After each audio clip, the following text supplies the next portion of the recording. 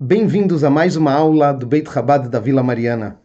Hoje vamos falar um pouco do trecho da Torá que lemos essa semana e vamos falar um pouco do assunto do templo sagrado. Afinal, estamos nas 3 semanas ligadas ao templo, que vão de 17 de Tammuz até o Tisha B'Av, o jejum de Tisha B'Av, que em breve, com a redenção, vão se transformar essas 3 semanas em dias de grande júbilo, e os dias de jejum vão se transformar em dias de muita festa, muita alegria, em Hagim.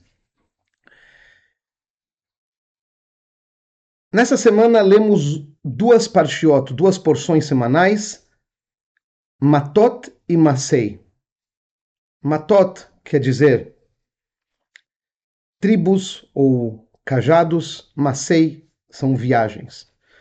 Vamos nos concentrar um pouco no que a Parshá Masei nos conta no seu início, na verdade, que são as 42 viagens, Masei, Massaot, são viagens, as 42 viagens que o povo de Israel fez desde a sua saída do Egito, no dia 15 de Nissan, quando fomos redimidos do Egito, quando Hashem nos redimiu do faraó, da escravidão, até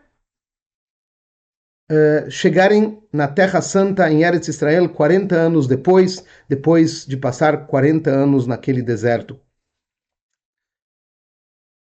Sim, durante todos aqueles anos, o povo de Israel fez 42 viagens.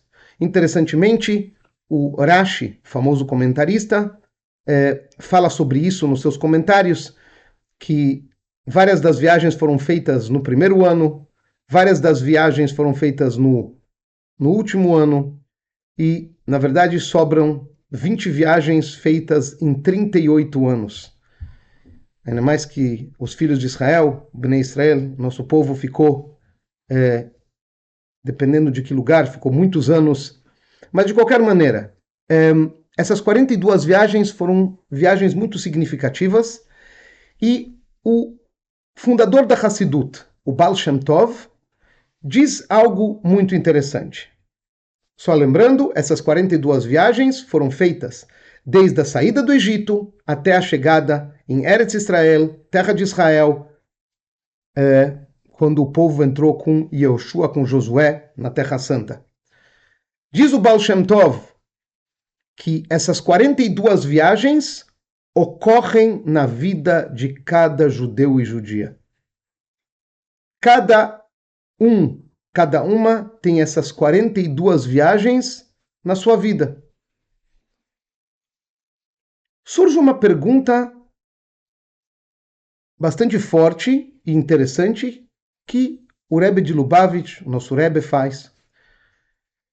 Nós sabemos que dessas viagens que ocorreram durante a travessia do deserto, durante aqueles 40 anos, houveram também viagens, paradas, que não foram boas.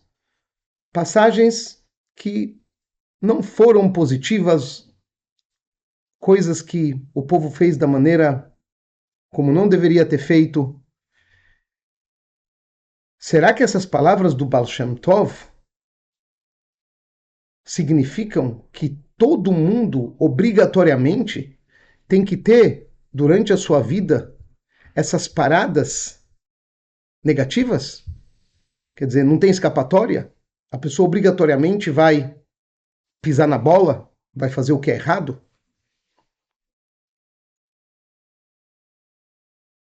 Explica o Rebbe algo muito importante, muito central e que é uma lição para cada um de nós. E o Rebbe traz um exemplo. Houve uma das paradas que o povo fez num lugar chamado Kivrot Hata'avah.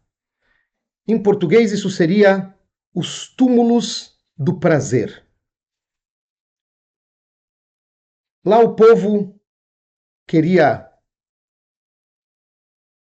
carne, o povo reclamou e acabaram falecendo naquele local por causa exatamente desse tipo de comportamento que não é que apenas eles queriam comer carne, mas foi feito de uma maneira que não era correta, uma reclamação que não era correta, e aquele lugar acabou sendo um lugar bastante negativo na, na, na viagem do povo. Explica o Rebbe algo muito especial. Que Vrota Tava, além de querer dizer túmulos do prazer, pode ser, na verdade quer dizer túmulos do prazer, mas pode ter uma outra conotação. A conotação que ocorreu é que foram os túmulos do prazer, já que eles queriam muito prazer, pediram da maneira errada, do jeito errado, o que não era para ser pedido naquele momento. Então, aquilo causou os túmulos, né? O prazer levou aqueles problemas que houveram naquela época. Diz o Rebbe, túmulos do prazer pode ter uma outra conotação. Os túmulos do prazer, isto é, enterrar os prazeres. Os túmulos, os prazeres vão ser levados ao túmulo. Em outras palavras, aquele lugar era um lugar onde, se o povo de Israel tivesse usado a oportunidade da maneira correta, eles teriam subido a um nível tão alto que lá ocorreria o túmulo do prazer. Eles enterrariam os prazeres mundanos e eles subiriam para um nível muito alto, onde o prazer deles seria com as coisas espirituais, as coisas materiais não teriam aquela importância que tinham aos olhos deles naquele momento. Em outras palavras, aquele era um momento de grande oportunidade, uma grande chance para chegar a um nível de enterrar o prazer. Só que foi usado da maneira errada. Foi usado da maneira errada. Assim como, por exemplo, uma pessoa pode ganhar na loteria. A pessoa ganhou na loteria e aquilo fez com que ela fizesse muita bobagem.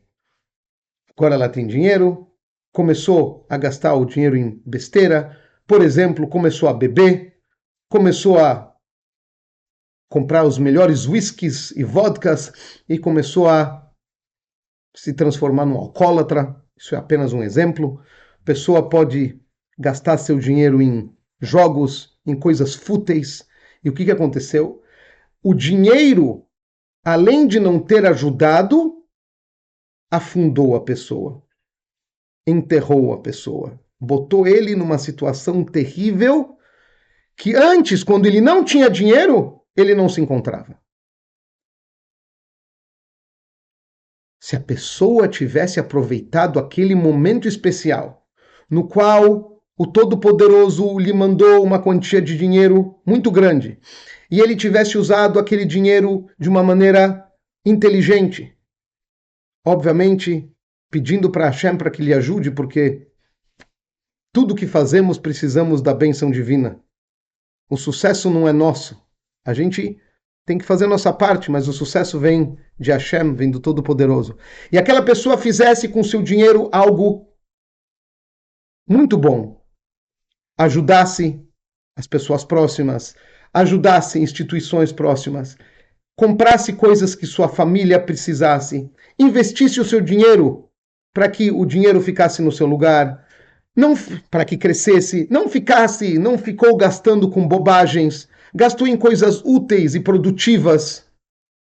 Aquela pessoa tinha chance de melhorar sua vida 1000% muito mais. Isso quer dizer o seguinte: a oportunidade veio. A pessoa escolhe se vai usar para o bem ou, Chas v'Shalom, Deus nos livre para o contrário. Diz o Rebbe, é exatamente isso que o Baal Shem Tov está dizendo para a gente. Todos nós temos essas 42 viagens na nossa vida. e temos grandes oportunidades. Devemos pegar as oportunidades e usar para o bem. De maneira alguma, as viagens, as paradas representadas por paradas negativas naquela época, significam que a pessoa também vai ter paradas negativas. Não. Isso significa que a pessoa vai ter oportunidades e a pessoa tem que usar a oportunidade da melhor maneira possível, seguindo as regras da Torá, seguindo o conselho de pessoas especialistas, consultando-se com seu rabino, consultando com pessoas que sabem dar bons conselhos e assim usar as oportunidades para crescer, para melhorar a vida, para trazer o Mashiach mais rápido, para poder cumprir com as mitzvot de Hashem de uma maneira melhor ainda. Mas isso está na nossa mão. Isso está na nossa mão.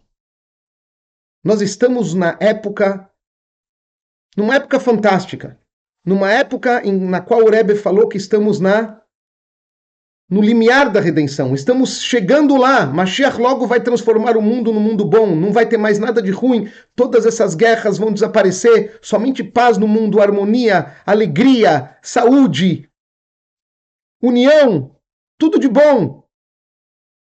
E nós temos a oportunidade agora. Essa oportunidade é nossa, não das gerações anteriores. Eles fizeram o seu trabalho, mas nós temos a oportunidade de trazer Mashiach imediatamente.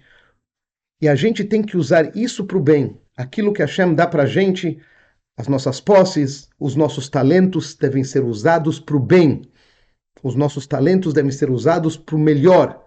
E dessa maneira, a gente acelera ainda mais a completa revelação de Mashiach, que seja já. Quero compartilhar com vocês também algo curto sobre o templo sagrado. Afinal, estamos nas semanas ligadas ao templo e, como dizem nossos sábios, a pessoa que estuda sobre o templo é como se estivesse reconstruindo o templo e, através do nosso estudo de assuntos ligados ao templo sagrado, a gente também acelera ainda mais a redenção. Vamos pegar aqui um trechinho do Maimônides, do Rambam, nas leis do templo, Ilhot Beit HaBchirá, e vamos ler um trechinho para aprendermos algo sobre o templo. Sabemos que no templo havia o Mizbeach, não havia somente um Mizbeach, mas havia aquele Mizbeach, o altar, onde eram queimados os animais que foram trazidos como sacrifício. A Mizbeach em Noisinoto, ela binyan avanim. O Mizbeach, o altar, deve ser feito de pedra apenas. Isso que está escrito na Torá, Mizbach Adamata Aseli, isso que está escrito na Torá, façam para mim um altar de terra, Sheyemechubar Ba'adama. Não é que ele é feito de terra, ele é feito de pedra, mas ele está conectado à terra, ele tem que estar conectado à terra, Shelo, Ivnu Lo Al Gabei Kipin, Velo Al Gabei Mechilot, não pode ser construído com interrupções, não pode se colocar arcos embaixo dele, não pode se colocar nada que separe ele da terra. Isso que está escrito no versículo, se você construir para mim um altar de pedra, caso você, aparentemente isso daqui é uma escolha, se você quiser, construa, etc. Mipi Shmuá, recebemos isso na nossa tradição desde Moshe, Lamdu she'eino reshut ela chová. A gente aprende que isso que está escrito na Torá, se vocês construírem, certo? Como que é o versículo? Vim misbach avanissi, se vocês fizerem para mim um misbeach, né, um altar, esse se, não significa que temos a escolha. Isso daqui é uma obrigação. E a Torá escreveu dessa maneira por diferentes razões.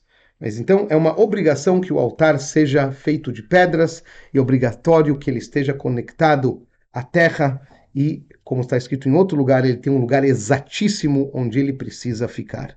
Que possamos de imediato ver a completa revelação de Mashiach, a completa redenção, um mundo de paz, que a situação em Eretz Israel se transforme imediatamente em harmonia completa, que haja paz lá e no mundo todo, que os reféns sejam soltos, mitorsim havetuv leivav, com alegrias saudáveis e bem, e que possamos festejar de imediato nas ruas de Jerusalém a completa e verdadeira redenção. O Rebbe anunciou, a redenção está muito próxima. O Rebbe disse para divulgar isso como sua profecia, que possamos ver o cumprimento dessa profecia de imediato, com muita alegria e paz de espírito. Informações, comentários, toraprofunda@gmail.com. Muito obrigado e tudo de bom.